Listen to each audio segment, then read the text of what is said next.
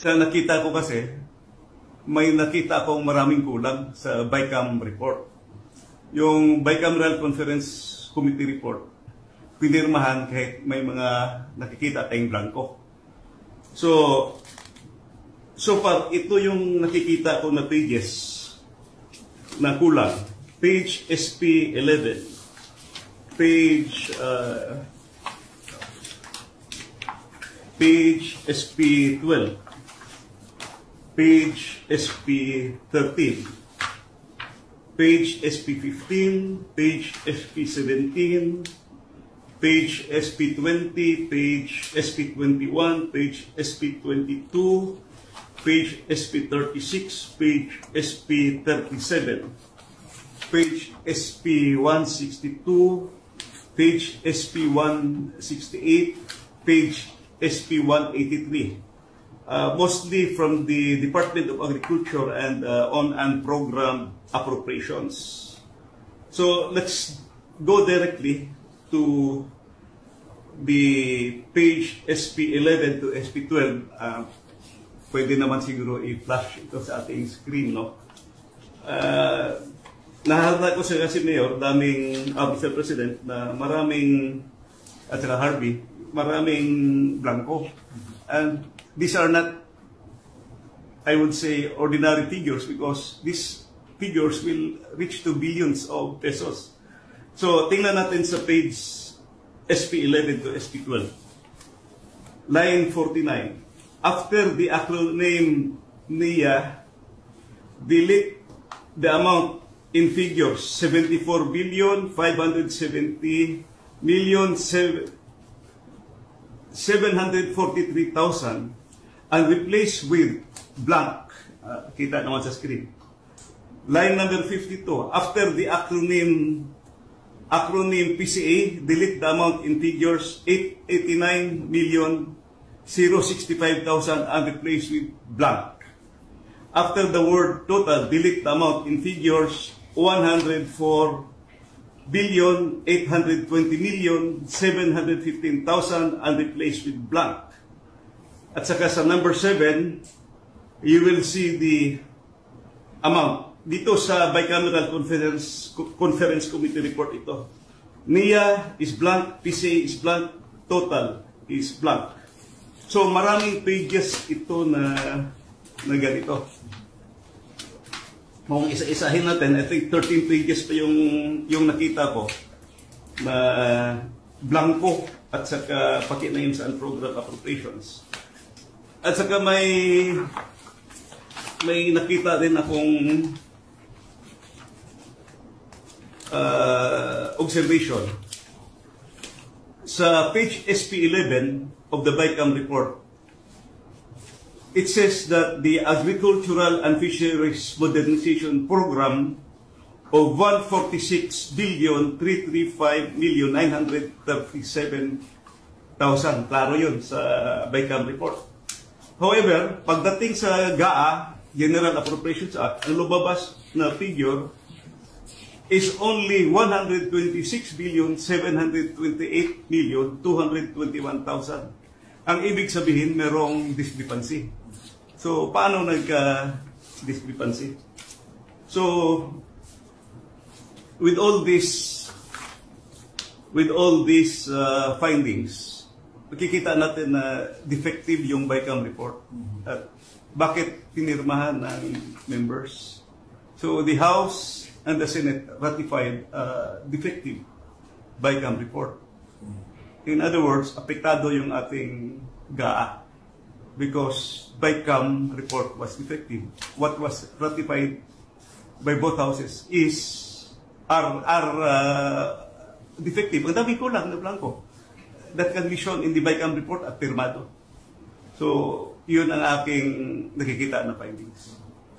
Thank you, Congressman Sid. Just before we get the input, the insights of President Duterte, just to refresh the timeline, this bicameral report was signed and ratified last December 11. Yes, December 11, ang final meeting nila ng Bicameral Conference Committee report at pinirmahan ng members. And on the same day, December 11, the 222 pages bicameral conference committee report was ratified by the Senate and the House. So both houses ratified it, and the enrolled bill was signed by the President December 30, 2024. Correct. Correct me if I'm wrong, no? Especially for those Filipinos na, to put this na maintindihan nila, simply sir, kumbaga, there's this document, this BICAM report, na pinirmahan na may mga blanco pa na items. Yes, makikita ito, nandito sa, ito yung copy ng, total copy ng bicameral conference committee report. Nandito yung 222 pages, may mga vacant pages. I really don't know kung paano lumabas na may figure na pagdating sa GAA. Okay. Thank you po. Mr. President, sir, what's your comment on this particular issue?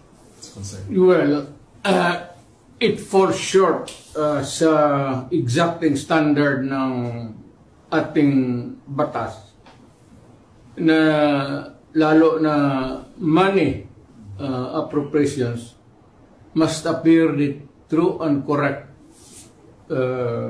value kung anong gusto mong, what would be the application for the money for, public money. Pagka ganon, there's something terribly wrong. And as a matter of fact, I would say, kung may mga blanco yan lumusot, that is not a valid legislation. Kung nasa batas na yan, lumabas na yan ng blanco-blanco, either it could be filled up before or after sa Congress, pagka ganon, what must be submitted is the true and correct figure coming out as prepared by the budget submitted to Congress for appropriation. Pagka putol-putol yan o may kulang, that is not a valid budget for implementation as law. It's not only inaccurate, but I think the budget is in totality invalid. Hindi na pwede mag-blanco-blanco dyan sa pera ng tao. Ano ka man? It's people's money. Maglagay ka ng mga mga provisions, but without the true and correct items or money that would be appropriated by Congress, by the people owning the money. So everything must be explained clear, patent, without doubt na itong pera na ito para ito sa ganito. Itong para na ito para sa eskwelahan, ito para sa agriculture. But you do not leave any item there vacant. Itong pera na ito blanco to be filled up later on. That is not allowed by law.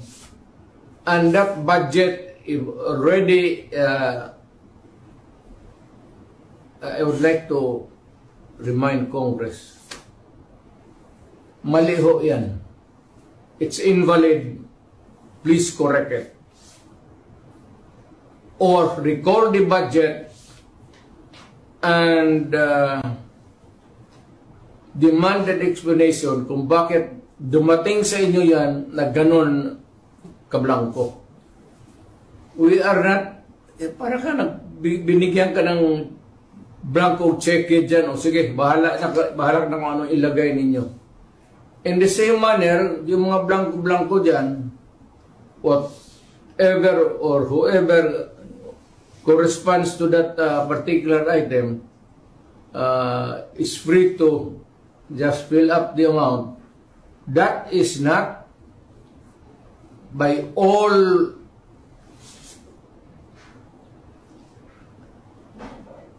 commandments of the law, that cannot be valid, invalid, unenforceable.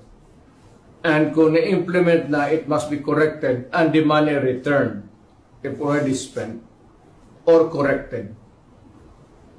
And kung sino man ang ano niyan, they have to give us the explanation. Otherwise, sabihin ko sa mga Pilipino, huwag na kayo magbayad ng buwis ninyo.